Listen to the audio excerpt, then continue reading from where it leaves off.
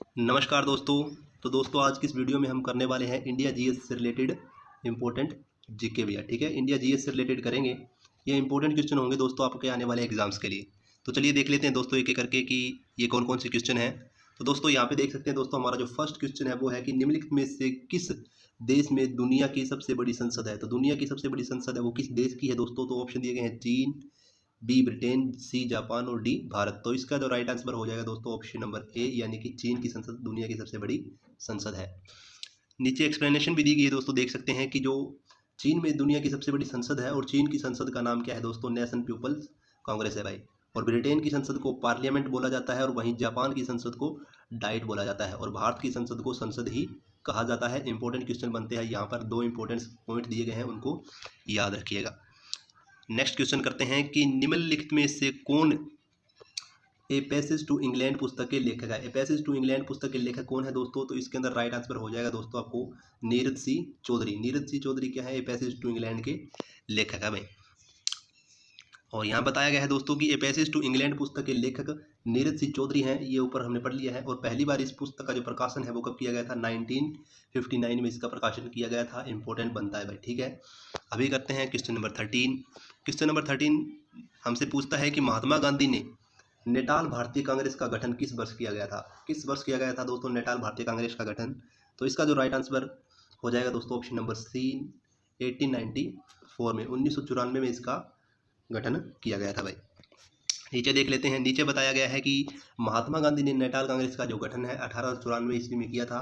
और यह संगठन दक्षिण अफ्रीका में भारतीयों के साथ हो रहे भेदभाव के विरुद्ध लड़ने के लिए गठित किया गया था। और इसका उद्देश्य क्या था उसको आप यहाँ पर देख सकते हो। अभी करते हैं क्वेश्चन नंबर 4 को कि मानव शरीर में पाचन तंत्र का सबसे लंबा हिस्सा कौन सा है। तो सबसे लंबा हिस्सा कौन सा है दोस्तों मानव शरीर में पाचन तंत्र का। ऑप्शन नंबर ए अग्नाशी वाहिनी, बी बड़ी आंत, सी छोटी आंत और डी ग्रीसिका। तो इसका राइट आंसर दोस्तों आप देख सकते हैं, इसका राइट आंसर हो जाएगा ऑप्शन नंबर सी, यानी कि छोटी आंत है। और नीचे बताया गया है दोस्तों कि मानव शरीर में पाचन तंत्र का सबसे लंबा जो हिस्सा है वो छोटी आंत में होता है, क्योंकि जो सभी पोषक तत्व है दोस्तों इसी के थ्रू हमें मिलते हैं। और इसकी जो लंबाई दी गई है दोस्तों देखिए 6.5 से लेकर के 7.5 मीटर की होती है भाई। ठीक है, याद रखिएगा, इंपॉर्टेंट है। और नीचे है कि मनुष्य में भोजन का अधिकांश पाचन कहीं पर होता है, छोटी आंत में ही होता है भाई। अभी नेक्स्ट क्वेश्चन करते हैं। क्वेश्चन नंबर 5 हमें बताता है कि फेसबुक के संस्थापक कौन है दोस्तों। इंपॉर्टेंट क्वेश्चन है, बहुत ही आसान क्वेश्चन है, आप सभी जानते होंगे। फेसबुक के संस्थापक मार्क जुकरबर्ग है भाई। ठीक है, इंपॉर्टेंट है, लेटेस्ट है, करंट जीके में भी आपके काम आ सकता है। और फेसबुक के संस्थापक हमने पढ़ लिया है कि मार्क जुकरबर्ग है। और इन्होंने फेसबुक की स्थापना 2004 में की गई थी। एक बहुत बड़ा सोशल मीडिया प्लेटफॉर्म है। ओके, और नीचे बताया गया है कि सन 1897 ईस्वी में इलेक्ट्रॉन की खोज किसने की थी। बहुत ही फेमस क्वेश्चन है दोस्तों, हर बार एग्जाम में आता है। तो इलेक्ट्रॉन की खोज किसने की थी दोस्तों। Option number A J Thomas द्वारा इलेक्ट्रॉन की खोज की गई थी। ऑप्शन नंबर ए है, याद रखिएगा। और इलेक्ट्रॉन एक क्या है, ऋण आवेशित कण है। क्या है, ऋण आवेशित कण है भाई। और जो इसकी खोज है वो जे थॉमस द्वारा कब की गई थी, 1857 में की गई थी, जे थॉमस के द्वारा। ओके, अभी करते हैं क्वेश्चन नंबर 7। और क्वेश्चन नंबर 7 हमें बताता है दोस्तों कि 1799 ईस्वी में महाराजा सवाई प्रताप सिंह ने किस भारतीय स्मारक का निर्माण किया था। तो किस राजा की बात कही गई है, सवाई प्रताप सिंह राजा की बात कही गई है, जो एक भारतीय राजा थे। और 1799 में इन्होंने कौन सा स्मारक बनाया था। तो इसका जो राइट आंसर हो जाएगा दोस्तों ऑप्शन नंबर डी, हवा महल। किसका, हवा महल का इन्होंने निर्माण करवाया था। अभी कुछ इंपॉर्टेंट पॉइंट देख लेते हैं इसके बारे में कि 1799 ईस्वी में महाराजा सवाई प्रताप सिंह ने हवा महल नामक क्या बनाया था, भारतीय स्मारक बनवाया था। और हवा महल जयपुर राजस्थान में स्थित है। कहाँ पे पड़ता है, जयपुर में है। और जयपुर कहाँ पे है, हरियाणा के स्टेट, सॉरी दोस्तों, भारत के स्टेट क्या है, राजस्थान में पड़ता है। और हवा के वास्तुकार कौन थे भैया, यानी कि हवा महल के वास्तुकार कौन थे, लालचंद उस्ताद जी इसके वास्तुकार थे भाई। अभी करते हैं क्वेश्चन नंबर 8 क्वेश्चन नंबर की अरक्तता, यानी कि जिसे इंग्लिश में एनीमिया कहा जाता है, निम्न में से किसकी मात्रा कम हो जाती है। तो किसकी मात्रा कम हो जाती है भैया अरक्तता में। तो दोस्तों हीमोग्लोबिन की जो मात्रा है कम हो जाती है, क्योंकि इसमें खून जो है इस बीमारी के अंदर अगर हमें चोट लगती है तो रुक नहीं पाता है दोस्तों। ठीक है, अब अभी करते हैं कि जो अरक्तता में है हीमोग्लोबिन की मात्रा क्या हो जाती है, कम हो जाती है, हमने पढ़ लिया है। अब नेक्स्ट पूछा गया है कि कौन सा विटामिन हमारे शरीर में अधिक तीव्रता से बनता है। तो तो दोस्तों इसका जो राइट आंसर हो जाएगा तो हो जाएगा वो ऑप्शन नंबर डी, यानी कि विटामिन डी क्या है, हमारे शरीर में सबसे अधिक तीव्रता से बनता है भाई। ओके, और अब करते हैं इसके बारे में इंपॉर्टेंट जो पॉइंट दिया गया है वो यही है कि हमारे शरीर में विटामिन बहुत ही तेज़ी से बनता है। और साथ में दिया गया है कि हमारे शरीर में विटामिन डी का संश्लेषण है वो सूर्य के प्रकाश में उपस्थित पराबैंगनी किरणों द्वारा त्वचा के काले स्ट्राल द्वारा किया जाता है। किसके द्वारा? काले स्ट्राल द्वारा किया जाता है। ओके, और विटामिन डी की कमी से बच्चों में रिकेटस और वयस्कों में ओस्टियोमलेशिया नामक रोग हो जाता है भाई। तो किसमें? बच्चों में कौन सा होता है? रिकेटस, और वयस्क में होता है ओस्टियोमलेशिया। ठीक है, और विटामिन डी का जो रासायनिक नाम है दोस्तों वेरी वेरी इंपॉर्टेंट है, यहाँ पे ये आपको याद रखना है, कैल्सीफेरोल इसका रासायनिक नाम है भाई। अभी करते हैं क्वेश्चन नंबर 10 को। क्वेश्चन नंबर 10 हमसे पूछता है कि भारतीय संविधान की कौन सी अनुसूची नगर पालिकाओं से रिलेटेड है? कौन सी? जो नगर पालिकाओं से रिलेटेड सूची है, तो इसका राइट आंसर हो जाएगा दोस्तों ऑप्शन नंबर ए, 12वीं अनुसूची जो है नगर पालिकाओं से संबंधित है। और दोस्तों जो भारतीय संविधान की 12वीं अनुसूची है दोस्तों वो ये है 74वें संविधान संशोधन 1993 द्वारा संविधान में जोड़ी गई थी दोस्तों। कौन से संविधान संशोधन द्वारा? 74वें संविधान संशोधन 1993 में जोड़ी गई थी, और इस संशोधन के द्वारा ही संविधान में भाग 9 का जोड़ा गया था। कौन सा? भाग 9 का भी इसमें ही के तहत जोड़ा गया था भाई। नेक्स्ट क्वेश्चन करते हैं, क्वेश्चन नंबर 11 हमसे पूछता है कि ऋग्वैदिक काल में आर्यनी किसकी देवी है? तो आर्यनी किसकी देवी थी भाई ऋग्वैदिक काल में? तो इसका जो राइट आंसर हो जाएगा ऑप्शन नंबर डी, वन की देवी थी। किसकी थी?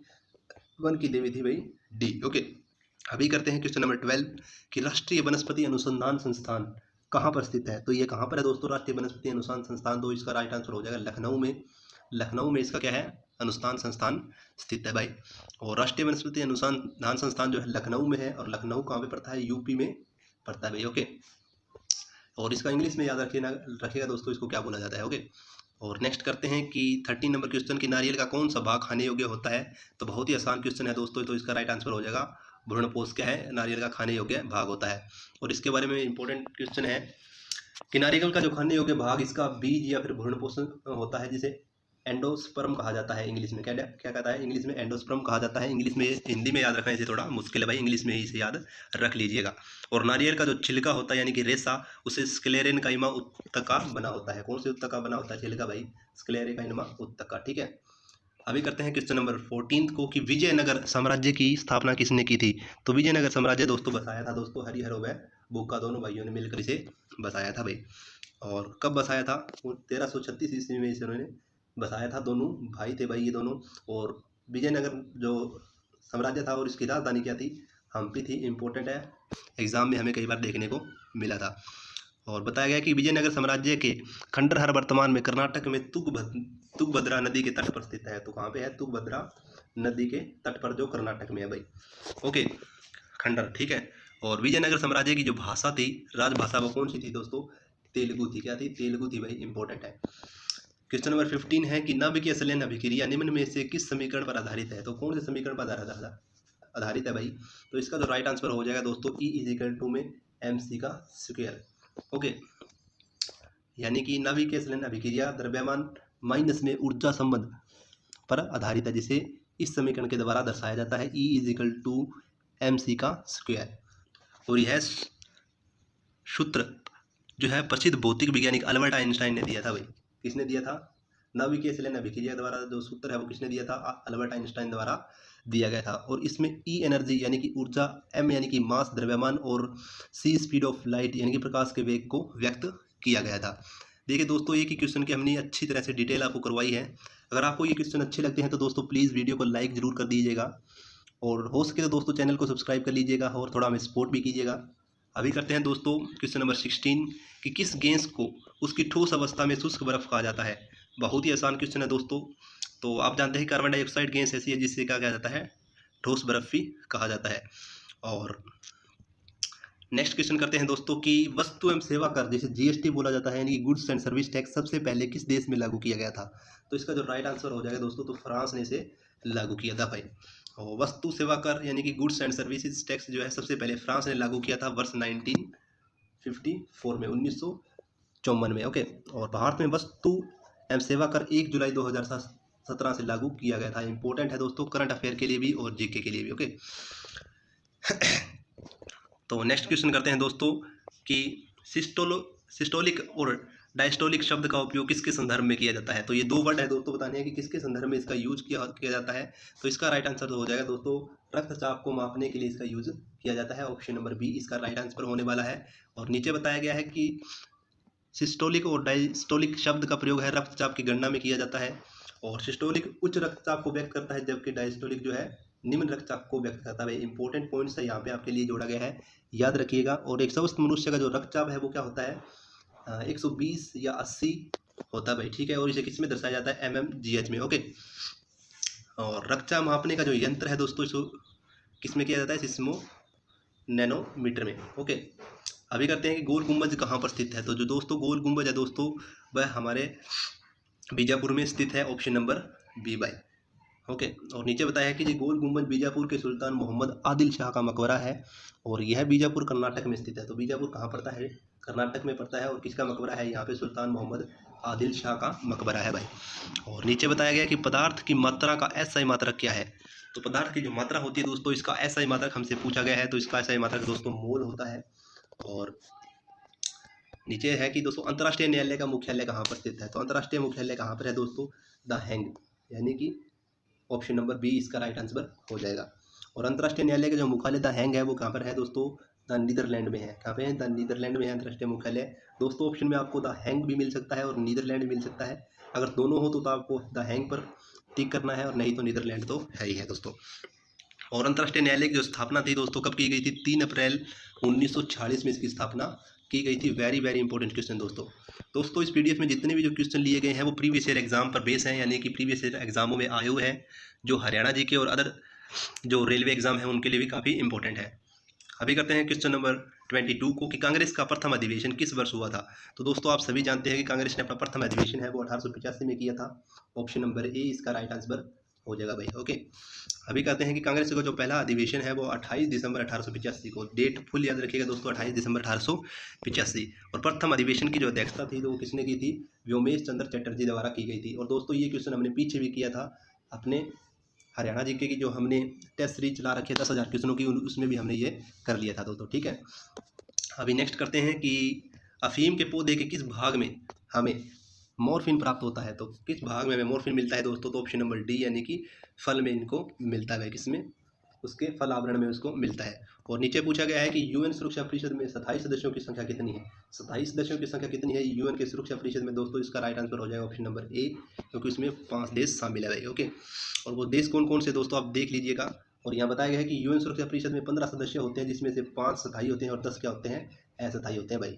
और 5 जो सदस्य स्थायी हैं उनको, वो काफ़ी इंपॉर्टेंट है, अमेरिका सॉरी दोस्तों, अमेरिका, रूस, फ्रांस, ब्रिटेन और चीन, ये 3 हैं जिनको वीटो पावर हासिल है।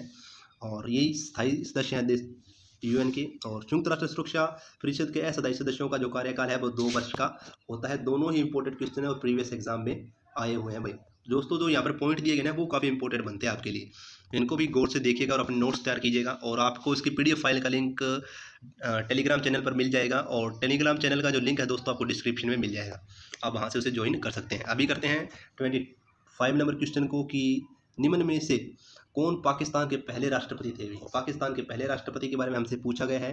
तो इसका जो राइट आंसर हो जाएगा दोस्तों option number D, Sikandar Mirza क्या थे, पाकिस्तान के पहले राष्ट्रपति थे।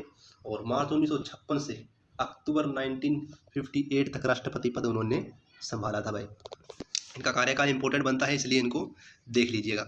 और नीचे है कि किस वर्ष भारत ने ओलंपिक खेलों में हॉकी का पहला स्वर्ण पदक जीता था। तो हॉकी में दोस्तों स्वर्ण पदक कब जीता था दोस्तों, 1928 ईस्वी में इन्होंने ये जीता था, 1928 में, ओके, सन 1928 में, ओके, हॉकी के अंदर। और भारत ने वर्ष 1928 में, नीचे दिया गया कि भारत ने सन 1928 के एम्स्टर्डम ओलंपिक खेलों में हॉकी का पहला स्वर्ण पदक जीता था। और स्वतंत्र भारत ने वर्ष 1948 के लंदन ओलंपिक में हॉकी के खेल में अपना पहला ओलंपिक स्वर्ण पदक जीता था। स्वतंत्र 1948 में और वैसे 1928 में है, दोनों को याद रखिएगा, ओके। अब यह कि नौलार जो है झील कहाँ पे है। तो इसका जो राइट आंसर हो जाएगा दोस्तों, बहुत ही आसान क्वेश्चन है। तो वह महाराष्ट्र में पड़ती है, आप सभी जानते हैं, जो क्या है खारे पानी की झील है। और इसका जो निर्माण है वो एक उल्का पिंड पृथ्वी पे आ गया था, जिसके कारण इस झील का निर्माण हुआ था भाई, ओके। और नेक्स्ट क्वेश्चन करते हैं कि भारत के सबसे लंबी मुख्य भूमि तटरेखा वाला राज्य कौन सा है। तो सबसे लंबी भूमि तटरेखा वाला राज्य कौन सा है दोस्तों, ऑप्शन नंबर डी, गुजरात की तटरेखा सबसे लंबी है भाई, ओके, भारत के अंदर। और अभी बात करते हैं क्वेश्चन नंबर 29 को कि भारत के संविधान में कौन से अनुच्छेद में यह प्रावधान किया गया है कि प्रत्येक भारतीय राज्य में एक राज्यपाल होगा भाई, यानी कि प्रत्येक राज्य में एक राज्यपाल होगा। ये संविधान के किस अनुच्छेद में बताया गया है? तो इसका राइट आंसर हो जाएगा ऑप्शन नंबर ए, यानी कि अनुच्छेद 153 भाई, 153 इसका राइट आंसर हो जाएगा, 153। अभी नेक्स्ट करते हैं कि किस संविधान संशोधन द्वारा भारत में सभी बच्चों के लिए मुफ्त और अनिवार्य प्राथमिक शिक्षा की व्यवस्था की गई है? तो इसका जो राइट आंसर हो जाएगा दोस्तों वो की जाएगा संविधान संशोधन 86 के तहत, ओके। और नीचे बताया गया है कि 86वां संविधान संशोधन अधिनियम 2002 द्वारा भारत सरकार में सभी बच्चों के लिए मुफ्त और अनिवार्य प्राथमिक शिक्षा की व्यवस्था की गई है। और इस अधिनियम के तहत 6 से 14 वर्ष की आयु के सभी बच्चों के लिए निःशुल्क और अनिवार्य शिक्षा को मौलिक अधिकार के रूप में मान्यता देने का प्रावधान किया गया है। और यह अनुच्छेद इसे अनुच्छेद 21 के अंतर्गत भी संविधान में जोड़ा गया है भैया, ओके। अभी करते हैं 31 नंबर क्वेश्चन को, और ये हमें बताता है कि दिल्ली के सिंहासन पर बैठने वाली पहली और एकमात्र मुस्लिम शासक महिला कौन सी थी? तो इसका राइट आंसर हो जाएगा दोस्तों रज़िया बेगम, ऑप्शन नंबर सी। और रज़िया बेगम 1936 से 1940 के दिल्ली के सिंहासन पर बैठने वाली एकमात्र महिला शासिका थी। और रज़िया बेगम इल्तुतमिश की बेटी थी भाई, किसकी बेटी थी? इल्तुतमिश की बेटी थी भाई। और नेक्स्ट क्वेश्चन करते हैं कि बेकिंग सोडा या खाने का सोडा का रासायनिक नाम क्या है? तो बेकिंग सोडा या खाने के सोडे का जो रासायनिक नाम है दोस्तों वह है option number B, sodium bicarbonate. Sodium bicarbonate इसका रासायनिक नाम है भाई। बेकिंग सोडा या खाने के सोडे का जो रासायनिक नाम सोडियम बाइकार्बोनेट है, इसके सूत्र को आप याद रखिएगा, केमिकल सूत्र बहुत इंपॉर्टेंट है, हर बार एग्जाम में कई बार पूछ लिए जाते हैं। तो NaHCO3 इसका क्या है? केमिकल सूत्र है बेकिंग सोडे का या फिर खाने के सोडे का। और सोडियम कार्बोनेट जिसका रासायनिक सूत्र है Na2CO3। और धोने का सोडे का और सोडियम क्लोराइड जिसे NaCl यानी कि नमक का, और सोडियम नाइट्रेट का रासायनिक सूत्र क्या हो जाएगा? NaNO3। और चिल्ली सोडे का रासायनिक नाम है भाई, ओके। अभी नेक्स्ट क्वेश्चन करते हैं क्वेश्चन नंबर 33 कि कोलार एवं हट्टी सोने की खान किस राज्य में है? तो कोलार और हट्टी सोने की जो खान है दोस्तों ऑप्शन नंबर बी, कर्नाटका में है दोस्तों, ओके।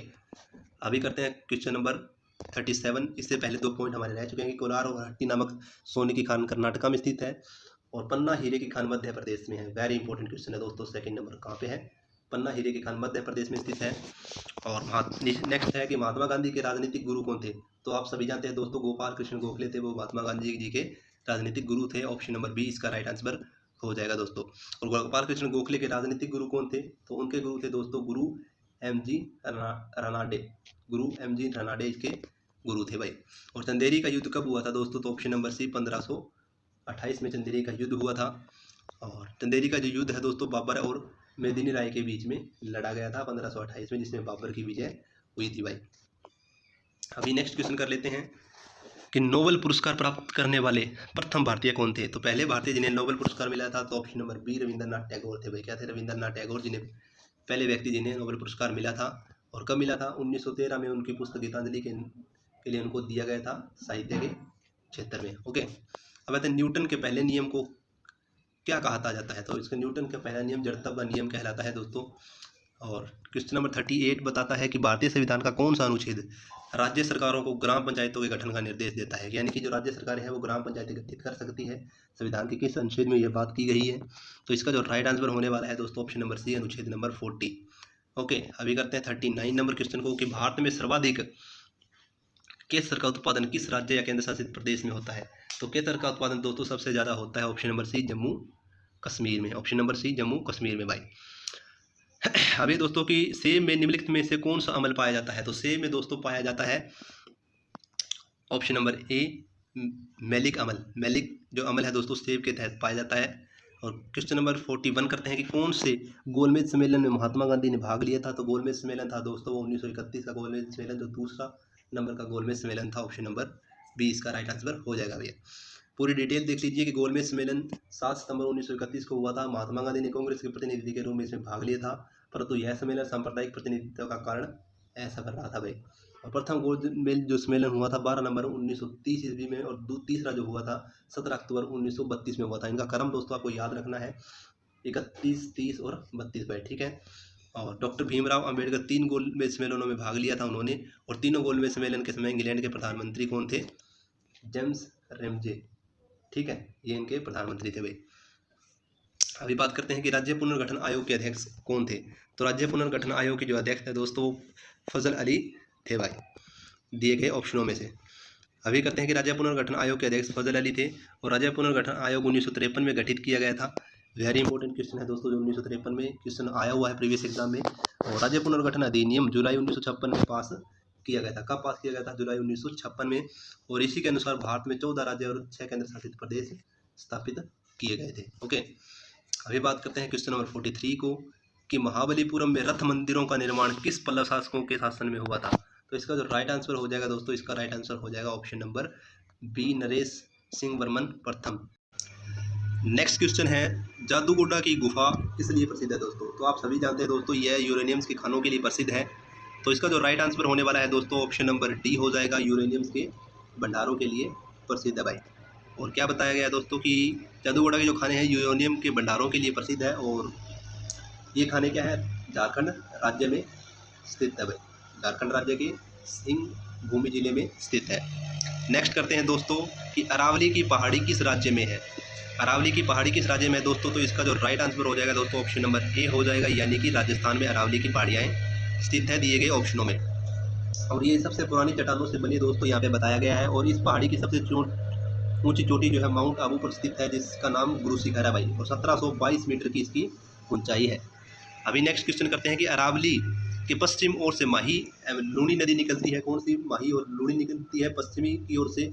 और आगे बताया गया है कि जो लूनी नदी के कच्छ के रण में गायब हो जाती है, उनके कच्छ के रण में ये गायब हो जाती है। और अरावली के पूरब की ओर से बनास नदी निकलती है। कौन सी? बनास नदी निकलती है पूरब की ओर से। ओके, और नेक्स्ट बताया गया है, जैसे कि नोट किया गया कि वैसे नदी जो समुद्र में न जाकर जमीन में लुप्त हो जाती है, यानी कि जमीन में लुप्त होने वाली नदियों को क्या बोला? रिवर ऑफ पिमरल बोला जाता है दोस्तों। और कच्छ का रण गुजरात में है, ये हमने भी पढ़ ही लिया है। अभी नेक्स्ट क्वेश्चन करते हैं कि मुंबई किस द्वीप पर बसा हुआ है। तो आप सभी जानते हैं दोस्तों, मुंबई जो है सालेट द्वीप पर है। और इसका ऑप्शन नंबर सी सही हो जाएगा। 48 नंबर क्वेश्चन करते हैं कि कपास की खेती के लिए सर्वाधिक उपयुक्त मिट्टी कौन सी है। तो कपास की खेती के लिए दोस्तों काली मिट्टी सबसे ज़्यादा उपयुक्त मानी जाती है, और जिसे क्या कहा जाता है? रेगूर मिट्टी के नाम से भी जाना जाता है। कई बार एग्जाम में ये क्वेश्चन आ चुका है दोस्तों। अब करते हैं कि दोस्तों भारत रत्न से सम्मानित होने वाले प्रथम विदेशी कौन थे। तो भारत रत्न से सम्मानित होने वाले दोस्तों प्रथम विदेशी थे दोस्तों खान अब्दुल गाफर खां। ऑप्शन नंबर बी यहाँ पे सही आंसर हो जाएगा दोस्तों। नीचे दिया गया है दोस्तों कि खान अब्दुल गाफर खां को भारत रत्न 1987 में दिया गया था, जो कि पाकिस्तान से थे। और इनको क्या कहा जाता? फ्रंटियर गांधी भी कहा जाता था, और साथ में सरहदी गांधी या सीमांत गांधी के नाम से भी इनको जाना जाता था भाई। नेक्स्ट क्वेश्चन करते हैं दोस्तों इस पीडीएफ का, कि ओणम का प्रसिद्ध त्यौहार किस राज्य में मनाया जाता है। तो ओणम दोस्तों केरल में मनाया जाता है दोस्तों। यहाँ पे तमिलनाडु दिया गया है, तो तमिलनाडु का प्रसिद्ध त्यौहार कौन सा है दोस्तों। तो देख लीजिए, आप नीचे बताया गया है तमिलनाडु पोंगल त्यौहार तमिलनाडु में मनाया जाता है, जबकि बिहू त्यौहार असम में मनाया जाता है। इसके अलावा ये दोनों स्टेट्स के भी त्यौहार आपको याद रखने हैं। और दोस्तों यहीं आज की पीडीएफ यहीं पे ख़त्म होती है। अगर आपको ये पीडीएफ अच्छी लगती है तो इसे टेलीग्राम चैनल में जाके ज्वाइन कर लीजिएगा, और वीडियो को लाइक कर दीजिएगा दोस्तों जाने से पहले। तो मिलते हैं दोस्तों नेक्स्ट वीडियो में, तब तक के लिए धन्यवाद दोस्तों।